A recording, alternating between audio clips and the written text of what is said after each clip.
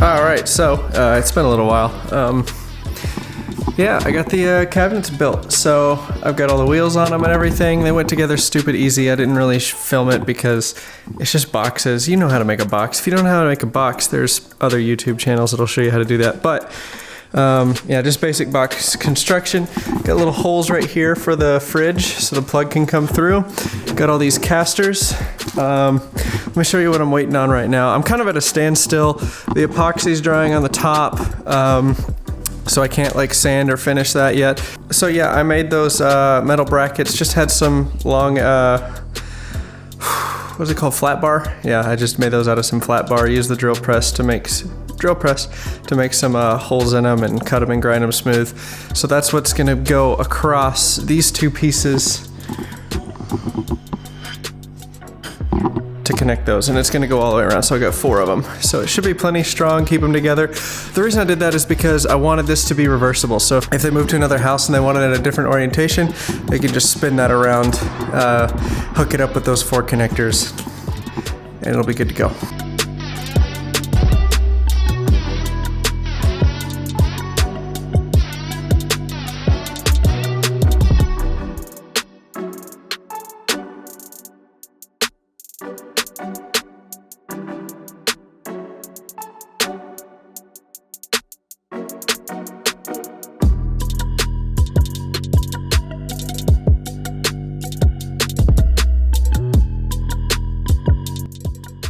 All right, check this out. This is the bar. So we got a 12-inch shelf, an 8-inch shelf. We got this for wine glasses. You can go 8 deep for wine glasses. This is removable, so this can spin around the other way in case in a future house they decide they want it the other way. And check it out, because I'm a super boss at measuring, and we're gonna do this skirt going all the way around.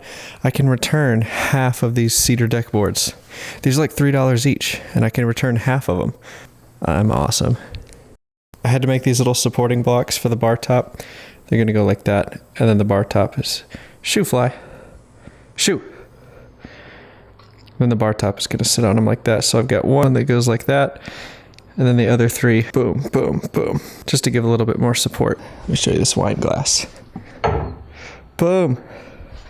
Look at that. Wine glass storage. This is all going to be painted glossy white, so it'll be really slick, easy to clean. Spills will be no problem. It's white, so it'll reflect light, so you can see more stuff in there. They wanted kind of some cubby storage back there, so they wanted it to be reversible more than they wanted to be easily accessed to that storage, but it's really not that bad. You just reach back in there and grab whatever you want, you know, like cups and stuff, whatever's back there. And then that's where their little beer fridge is gonna go. And then they've got this big, huge bar top right here. They could put a kegerator in there if they wanted. If I ever show this to anybody else in a bar, I'll definitely mention that as an option. You can definitely put a tap on that end and then a big cabinet up on top to put like beer glasses and stuff like that. But yeah, here's the tops. They're all done. They're ready for stain.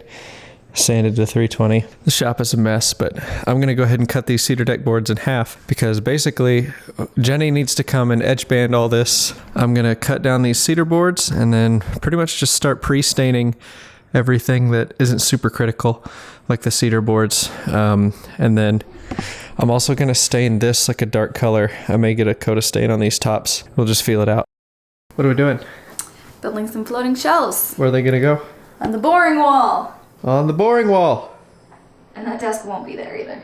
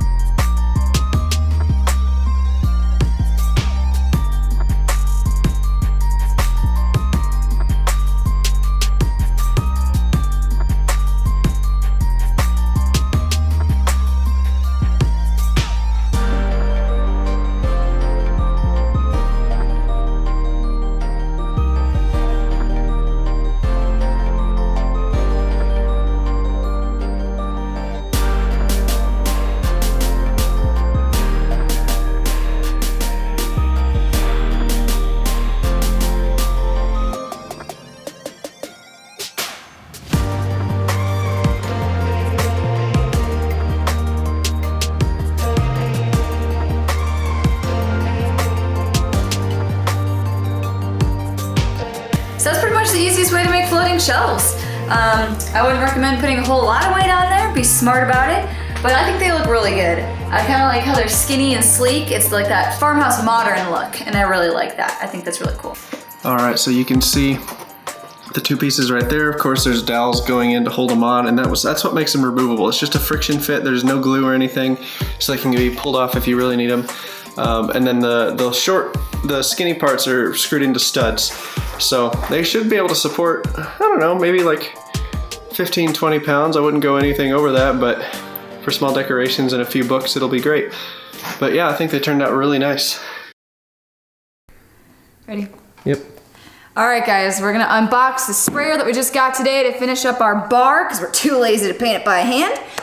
So we're gonna do a little bit of an unboxing. We'll take it AVE style. So I got my sprayer, I got my mat, razor blade, and a bad attitude. So let's do this.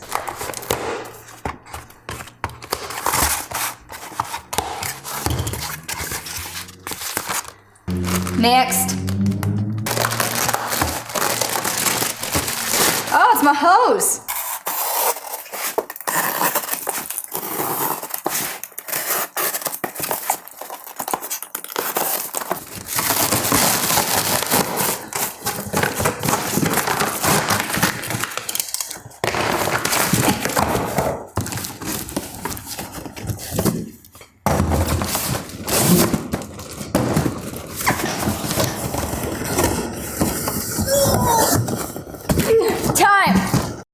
So we've been wanting a paint sprayer for a really long time. As much as I joke about us being lazy, it is kind of true. Like, we have some projects that are really weird in shape and size, and it's hard to get a brush in there, and it does take forever. When you're making 8 to 10 of the same desk, it takes a long time to brush on 3 coats of paint. So we wanted one really bad, but we couldn't afford one. These things aren't cheap. Decent ones aren't cheap. And so we were like, you know, maybe we can live without one. We'll just hand paint it, not a big deal. They're too expensive for us right now. And then we stopped and thought, and we were like, you know what? why should we have to drop the money on this? You know, like we're millennials. Why should we have to actually pay for our own stuff? So we decided to come up with a project that would generate enough profit to pay for the sprayer. So we're using somebody else's money to pay for it and not our own. And that's basically the whole point. So if there's a tool that you've been wanting that's just a little out of your price range or a lot out of your price range, come up with something that's gonna get you enough money to pay for it so that somebody else is providing the funds that you don't have. And then you get that tool and all of a sudden you can generate funds for other things. So that's gonna help you a lot with efficiency. Once you have that nicer tool, you're gonna be able to make more stuff and faster so you can push out more product than you ever used to be able to. And in return, that's just gonna make you more money that you can then invest in either more projects to make you more money to buy more tools, or just straight up make money. That's always the goal too. So don't spend your own money, spend other people's money. It's great. It's way more fun that way.